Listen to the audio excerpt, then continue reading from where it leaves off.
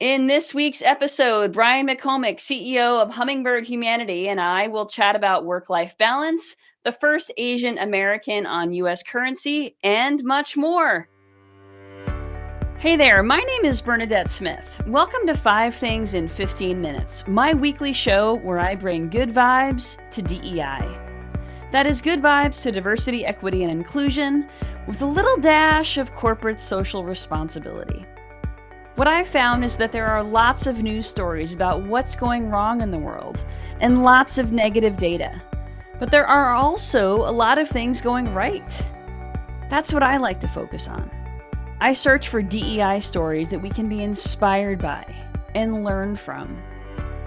My hope is to inspire you to experiment with some of these inclusive actions and policies within your own organization to help you build a more inclusive world.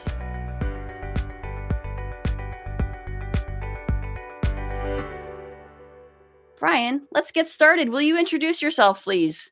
Of course, Bernadette, thank you again so much for inviting me to be with you today. And I love when we can find the joy and the levity and the bright side of this work, because it can, as you've said, feel so heavy sometimes. And it's good to remember that change is happening and there are things to celebrate. So thank you for bringing those to our inboxes. For all of you out there, I am Brian McCormick. I use he, him pronouns. I'm the CEO and founder of Hummingbird Humanity, as Bernadette's already shared. Hummingbird is a consulting firm focused on bringing to life human-centered workplace cultures where everyone feels like they belong, and where representation is celebrated, and where diverse voices matter. So Bernadette and I are kindred spirits in this work and love sharing these conversations. You can all see my LinkedIn profile, so I won't go through that resume. The short version is I'm an expert in organizational change, and I've spent time working both in HR and diversity, equity, and inclusion. So I bring somewhat of a unique lens from some of my peers in the DEI space, as I know, Bernadette, you do as well. And so I look forward to today's conversation. Thank you so much, Brian. Well, speaking of positivity, which I know you radiate, tell me, what are some of the things that you're seeing in your work with clients that are giving you hope? Yeah, I think I'm seeing, and many of us have seen this over the last couple of years. There was the tragedy of George Floyd's murder that ignited so much conversation and the first steps. And one of the questions I know that I had, and I know many of my colleagues did, is, will this work actually make any difference? Will it be meaningful? And I'm seeing the clients that I started working with 2 years ago, they're sticking around and they're continuing to do the work, and we're continuing to have conversations and find new ways to do the work. So that, for me, has been really rewarding, partly because, hey, they say Hummingbird is doing a good job, and that's a nice compliment for me and the team that I get to work with and this work that I get to do. But it also says to me that leaders are finding the value in this work. And I want to be clear that we have so much more to do, and I don't think we have anywhere near fixed things, but just the fact that people are staying engaged in learning and growing and evolving, that's really exciting. And actually, I was on a call with a client this morning where we were doing a debrief on their employee experience survey. One of the products we offer is an annual employee experience survey. Then we do it differently than sort of the traditional employee engagement survey. And something that was really interesting was that they've had twice as many individuals share their LGBTQ plus identities in the survey from last year to this year. Wow. And last year it was only essentially gay, white, cis men who identified.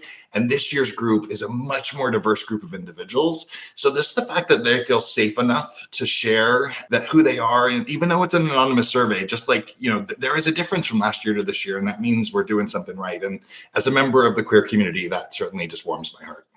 That is awesome. That would inspire hope to anyone, I think. You start to see people's intersecting identities, and I think when it's right there in the data, it's really hard to ignore. And I think leaders need to be reminded of that. So that's really cool. Well done, Brian and team. That's fantastic.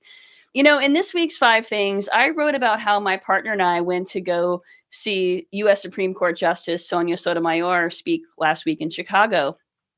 And I don't know if you've ever heard her speak, Brian, but she is an absolute inspiration. And what really radiates from her is her passion towards children. So yes, she's written her own memoir, but she's also written several children's books, which have really powerful messages. So, one of the ones we were talking about before we started today was how one of the audience members asked her about how we work through the increasing polarization within our country and the court. And she emphasized empathy towards everybody, perspective taking. These things are hard. They are hard, especially when some of these Supreme Court decisions are really significant. So building empathy even towards people like she was asked about Justice Clarence Thomas, and Mm. she said really kind things about him because she looks for the good in everybody. Yeah, it's such an interesting conversation, and it's something that I continue to struggle with, of particularly how to connect with those who have what I perceive, let's say it that way, a different point of view or perspective on inclusion, if we want to anchor it in this conversation, than I do. And I'm going to share two different things that spark for me. The first is I saw a meme yesterday, and if I can find it, I'll send it your way, Bernadette. It was about a parent who said that their child had come home from school, and somehow they were having this conversation, and their child said, "When I don't like someone, I try to imagine them waking up and getting dressed for school, and their mom and dad wishing them a great day, and sitting at the table with their family for breakfast, and it helps me care about them." And I thought that was really beautiful, and it's a good reminder of, even when we see things differently, we are all human. We all want to be cared for and to be loved and be respected and appreciated. And it's okay for us to have differences of perspective. I also, have seen the meme, which is a quote of like, "It's okay for you to have a different opinion, except for when your opinion is rooted in the oppression of my existence," and that doesn't work. And I find, so that's difficult. In our work at Hummingbird, though, which is where this conversation comes up for me a lot, is we believe in the value of conversation and shared humanity as a way to lead the path to change. So when we connect with someone who's different than us and find some sort of shared bond, bridge of trust is what we call it, then we can start to understand how the world treats us differently, and then support each other to try to make the world a better place for both of us and each of us individually. And you can sort of play that out over, with one conversation after the next, with more and more humans involved. And so I really do believe in that. And it's also hard, and I really struggled with this in the last election. And I'll leave the labels off to the side of off to the side. But I had friends who are people I love and who are close to me, who voted in a way that was different than mine and felt different than my value system. And that was really hard for me. I did have some conversations though with them. And what I learned in those conversations was that they just looked at their vote in a very different way than I did. They had different priorities, and they don't agree with the oppression of the queer community either. But they have other priorities that ranked higher for them on their vote. And I'm like, I don't have any issue with those priorities.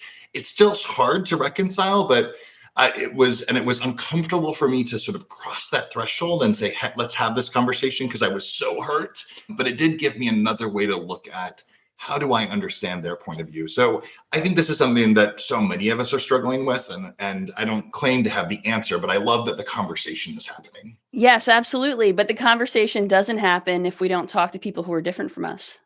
So So, true. Because then I'm not doing my job, right? Like if I'm like, I right. need to talk to people who are like me and see the world the same way I do, then I've missed the point. It's really easy to stay in those bubbles, though. One thing that I have found useful to me as I navigate those conversations is to be somewhat trauma informed and to be mindful of all of the stuff we all carry around with us that could lead to things like a scarcity mindset, which could lead to struggles for power and control and wanting to hold on to that, which could lead to how people vote about financial priorities. Right? If you grow up with a really strong scarcity mindset and there's never enough, then that can cause a whole series of other approaches that affect how people behave. And I am empathetic to that because I was raised with some degree to, with that. And so, that's just one example of being slightly trauma informed, that helps me take those other perspectives. And, thinking about things like loneliness and how abandonment issues can play. I mean, there's so much stuff, right? There's so much stuff that subtly that can be triggered at work or that plays out in how we behave towards others. So anyway, let's move Yeah. on to the good I, vibes, Brian. I just want to say one other just quick thing, because the what I really appreciate about that is each time that I have an emotional like reaction, which I've learned, I do this work for a living, so I know how to control those emotional reactions so they don't cause an issue in the space. But I will go back to my team and talk about it. And often what we end up doing is we see the rest of the story of like, where might this thing that was said or done, how it impacted me, where did that come from? And that is the trauma informed that you're talking about. So I love that. Thank you for sharing. Yeah, absolutely. Absolutely. It just helps me get that extra lens. Okay, so let's move on to the good vibes from this week. The first story is about Anime Wong, who was the first Asian American to be featured on US currency. She is appearing on the US quarter starting this week. And she was the first Chinese American film star back in the early part of the 20th century. Pretty big milestone. Yeah.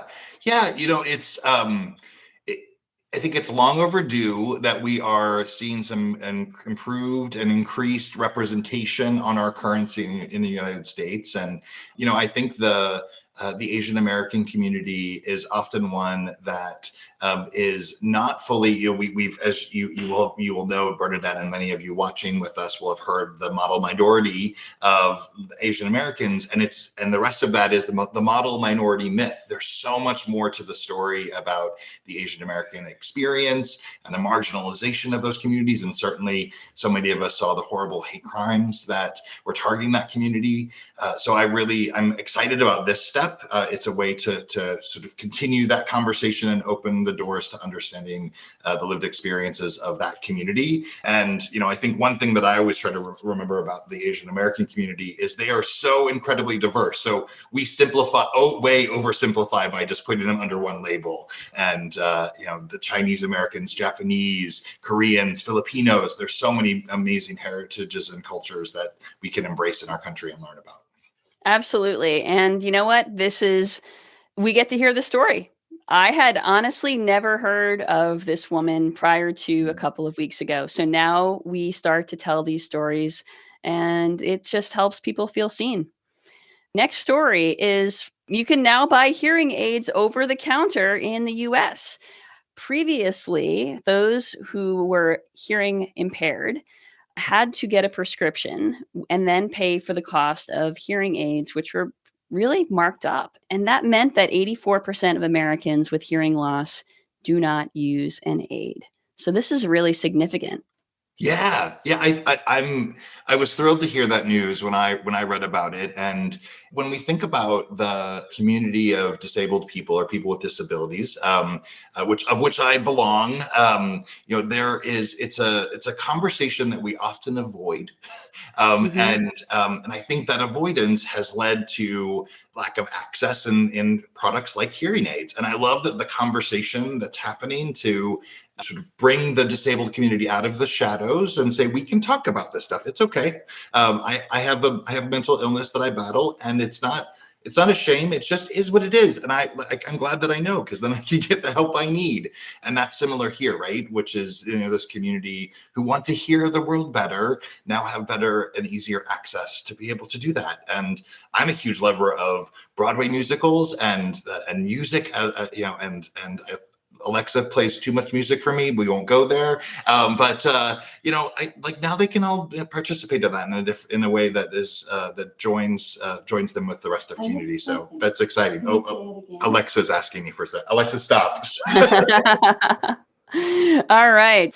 The next story is from Glassdoor, which has enabled new filters allowing folks to search for reviews and employers based on things like culture and values, diversity and inclusion, or by reviews specifically by folks who identify as gay or Black or whatever.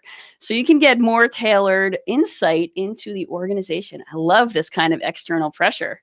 Yes, yes, absolutely. Well, and as I mentioned, I was an HR person, and I have analyzed more employee engagement surveys than I want to admit over the course of my career. And I was proud of my ability to analyze and to theme and develop action plans.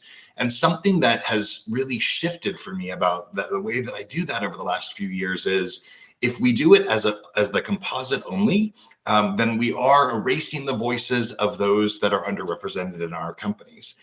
So, of course, I do, at Hummingbird, we do our employee experience survey through the lenses of different identities and intersectionalities because we want to make sure we're elevating and amplifying those voices. And I love that Glassdoor is doing that as well, both to hold the companies accountable and also for the people that might want to join that company. It's that gives you some insight. And for many years, whenever I interviewed for a job, I would make sure in some way that was appropriate for the conversation and the interview process that they knew I was gay. If they didn't want me to be there because I was gay, I didn't want to be there either. Now, do I think they should change? Yes. Like, I'm not saying that's okay for them to be exclusive in that regard, but this is going to be helpful for people to say, like, how do they find a place that they can be themselves? And I think, to your point, that there's an accountability there. So I'm curious to see how that's going to play out. Yeah, I love it. And I love tools that give just a little bit more power to to the to the employees or the candidates. Okay, next story is about the Social Security Administration, which has made it easier for someone who's transgender to change their sex marker. So, although the Social Security Administration does not allow gender X yet, they have removed the barrier for folks to change their gender marker without third party proof, which is a really significant deal. That's a huge barrier for folks. It is. It's a huge barrier in just being able to acknowledge their true self and their true identity. And why should we make that hard? And so I'm so glad to see that that barrier has been removed. What I also understand, having talked with some of my transgender colleagues and friends, is the expense that they have to incur so that they can go through those processes. And this is just one piece of the puzzle, but each piece that we solve makes it a little easier for someone to be their true selves. And it also, I think so many of us, I'll be one of these people, sees the government as an antiquated organization that is hard to move. No offense to government professionals, but I'm sure many of us would say that, yeah, that makes sense. And so for the government to be saying, we're going to take a step forward in the right direction here, which is great to see. That means corporations that have more agility than that institution should be moving that direction as well in whatever ways they can demonstrate inclusivity. So I think it also sets a little bit of a beacon for corporate America to catch up if they're not already there. Usually it's the federal government that's catching up with corporate America with a lot of these policies. It's nice to see that potentially going the other way. Okay, so next up, and the last story from today is about how the Bank of Ireland is now offering their employees paid menopause leave. Now, this is something that a lot of UK employers or more and more UK employers and Irish employers apparently are beginning to do, but I'm not really seeing this catch on here in the States, Brian. Are you?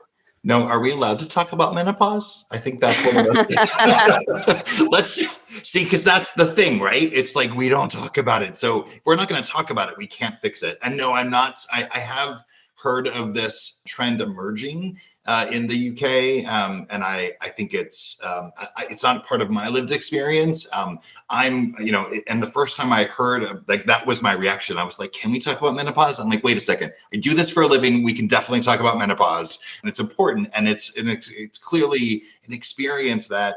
That happens for people with uteruses that is not acknowledged enough. So I think in the spirit of the bodily autonomy is a human right, and all of the different protections and conversations that we need to be having there. This is one where often I would say the UK is a little behind the United States in some of these conversations. This is another example of another country sort of getting ahead of the conversation, and hopefully they'll ignite some dialogue here in the US. I hope so. And if they do, you can read about it in the 5 Things newsletter, which arrives every Saturday morning. If you don't already subscribe, you can subscribe at 5thingsdei.com.